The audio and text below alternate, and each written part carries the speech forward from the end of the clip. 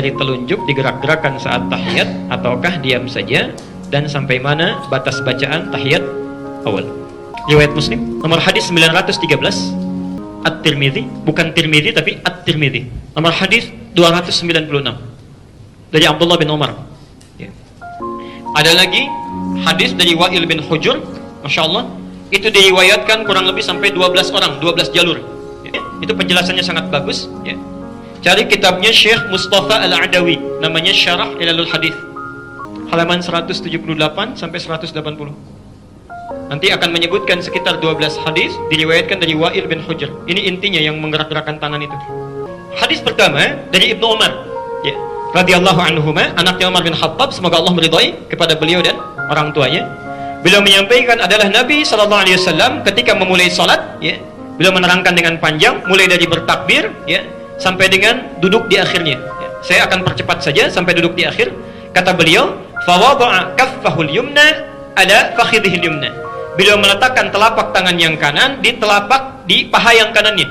Ya, jadi telapak tangan yang kanan diletakkan di paha yang kanannya. Ya, ada sebagian riwayat mendekatkan ke arah tempurungnya. Jadi ada yang dekat ke tempurung, ada yang di pahanya. Itu dua-duanya sahih riwayatnya. Ya. Kemudian perhatikan, melipat tangannya yang jempol ibham bertemu dengan yang wusta, yang tengah, gini. Pas ya? Jadi meletakkan telapak tangan di pahanya, kemudian yang jempol dilingkarkan bertemu dengan yang tengah, yang wusta, gini. Pas ya? Jempol bertemu dengan yang tengah sini. Kemudian perhatikan, mengangkat rafa' as-sababah, mengangkat yang telunjuknya. Ya, mengangkat begini telunjuknya.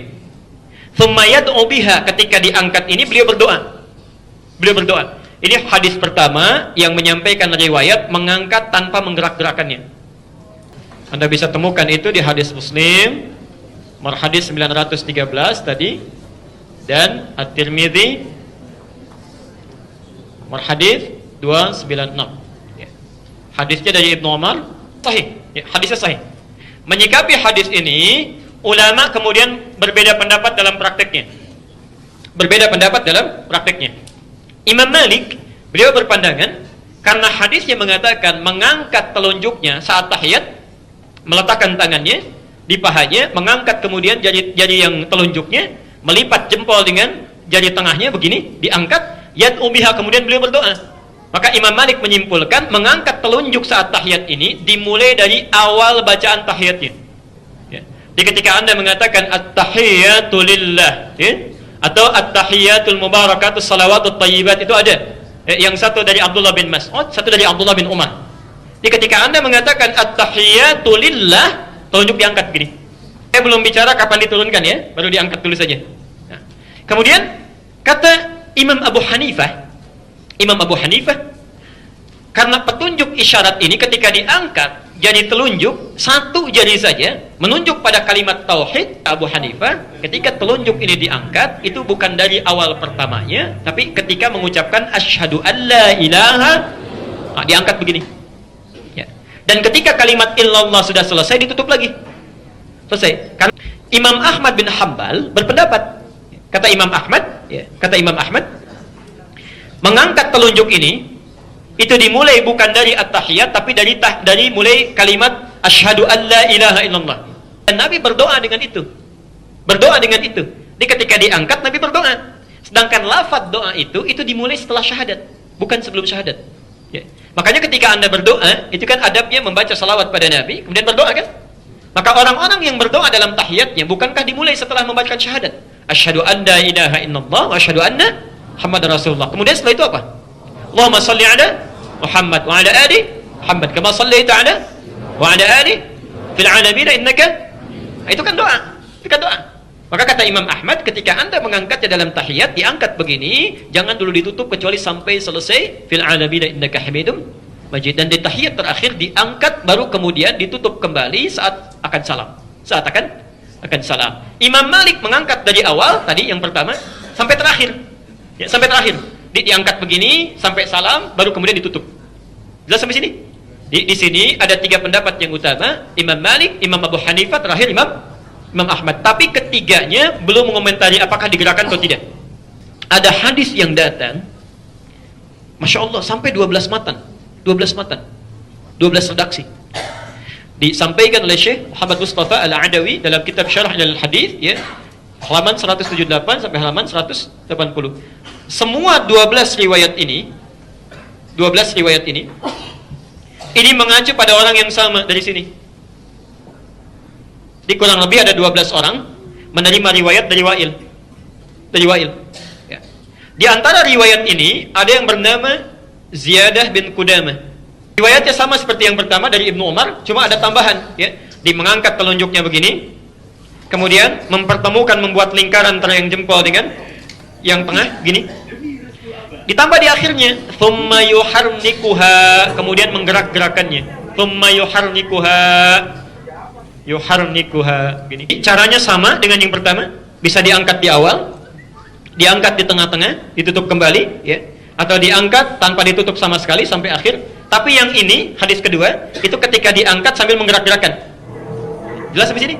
Pelan-pelan. Tsumma yuharrikuha, diangkat sambil menggerak-gerakan. Jadi, saya mau simpulkan dulu dengan pelan-pelan. Kalau ada orang mengangkat begini tanpa menggerakkan pun, karena hadisnya juga ada, kuat riwayatnya, maka itu sah. Tidak ada masalah. Kalaupun ada yang mengangkat kemudian menggerak-gerakkan, menafsirkan di hadis ini, itu pun sah. Tidak ada masalah. Ini tidak perlu dipertentangkan. Jelas sampai sini? Pelajari dalilnya, tandakan landasannya, tanyakan landasannya, baru amalkan. Ya. Tapi kalau Anda tanyakan, mana di antara ini yang paling kuat? Ya. Anda tanyakan pada kami, mana di antara ini yang paling kuat, kita bisa bandingkan. Tapi perbandingan ini jangan sampai mengecilkan yang lainnya. Jelas ya? Nah, ulama hadis dalam hal ini memandang mengangkat tanpa menggerakkan itu lebih kuat dibandingkan mengangkat dengan menggerakkan. Ya. Dengan dua alasan. Bahkan tiga nanti ya. Satu, hadis tentang menggerakkan diriwayatkan oleh Ziyadah bin Qudamah dari Wa'il bin Hujur, ya. Dari 12 hadis itu cuma satu orang yang menyebutkan menggerakkan tangannya. Sementara 11 orang lain yang meriwayatkan hadis yang sama itu mengatakan tidak ada tambahan di hadis itu menggunakan kata yuharrikuha. Tidak ada tambahan menggerak-gerakkan. Ada 12 orang meriwayatkan dari orang yang sama, 11 orang mengatakan nggak ada tambahan menggerak-gerakkan. Yang satu mengatakan digerak-gerakkan. Ya. Jadi kalau 11 berbanding dengan 1, kira-kira yang lebih kuat yang mana? Maka dari itu kata para ulama, jika ada satu riwayat bertentangan dengan banyak yang thiqah, maka yang ini ditinggalkan. Ditinggalkan itu maksudnya dianggap lemah dibanding dengan yang ini. Ya. Di antaranya ada Sufyan Ats-Tsauri yang 11 itu. Ya. Ada Sufyan Ibnu Uyainah. Ya. Ada Zuhair. Ada Salam bin Sulaim. Ya. Macam-macam. Jadi ada Bishr bin Al-Mufaddal. Ada 15 orang. Ada 11 orang, maaf. Ya. Dan semuanya ahli hadis. Semuanya ahli hadis. Ini dari segi sanad. Tapi kalau Anda berbicara hadisnya sahih atau tidak, hadisnya sahih. Ya. Sahih. Cuma bertentangan dengan 11 yang sahih lagi dari satu jalur yang sama. Kata Nabi, sholatlah Anda persis seperti melihat saya sholat. Berarti ketika Nabi sholat ada yang lihat kan?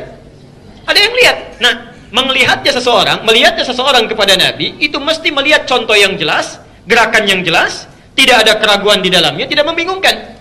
Nah, kalaulah pernah ada orang melihat Nabi menggerakkan jemari telunjuknya saat tahiyat terakhir itu atau tahiyat yang pertama, pertanyaannya bagaimana cara Nabi menggerakkannya?